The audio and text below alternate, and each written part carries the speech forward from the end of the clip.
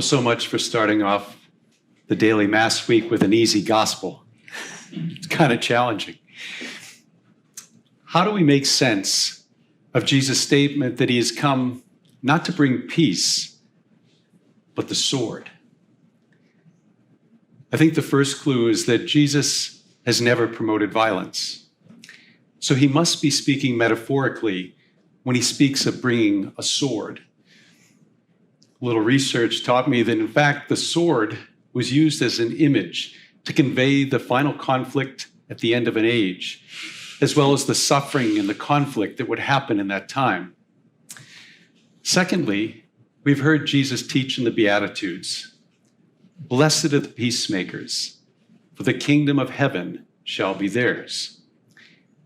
And yet we hear Jesus say that he has come to set man against his father, daughter against her mother, and a daughter-in-law against her mother-in-law.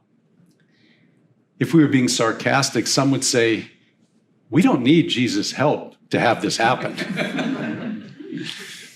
But with Jesus, there is always a purpose for the good.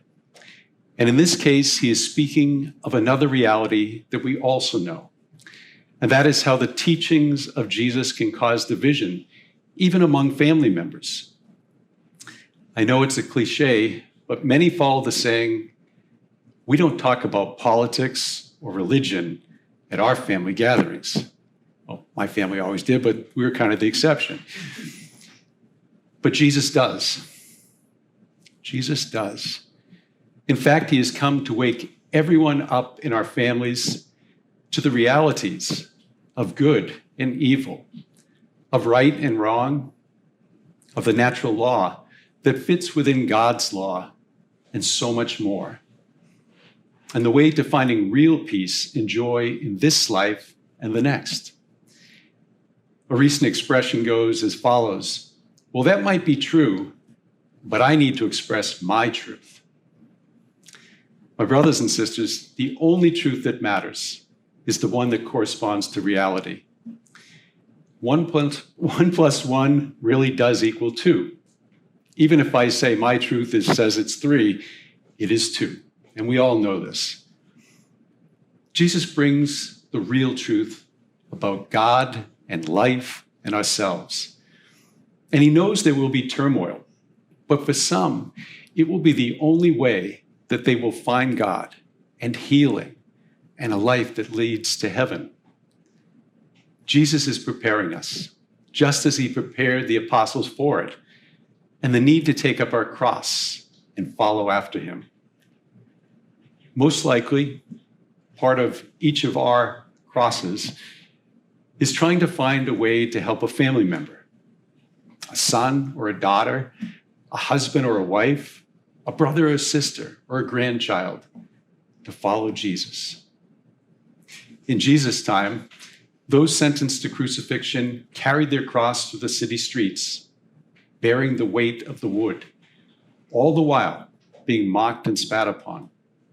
Again, Jesus is preparing his early disciples and we, his modern-day disciples, for the hard parts of bringing Jesus to those we love and for our following his teaching ourselves. Finally, Jesus frames the whole effort by saying, whoever finds his life will lose it, and whoever loses his life for my sake will find it. By going along to get along, by creating the artificial walls between our faith and the rest of our life outside our parish churches and these chapels, we will never find the peace and the joy that we desire so deeply. It is true that Jesus' teaching can cause division in our families, but we are blessed. We are blessed with a faith in Jesus. May we be the ones to help our loved ones come to see that truth of Jesus, so that we may all find the peace in doing the good and glorifying God by our lives, including bearing the hardships of following him wherever he leads us and to whomever he asks us to help.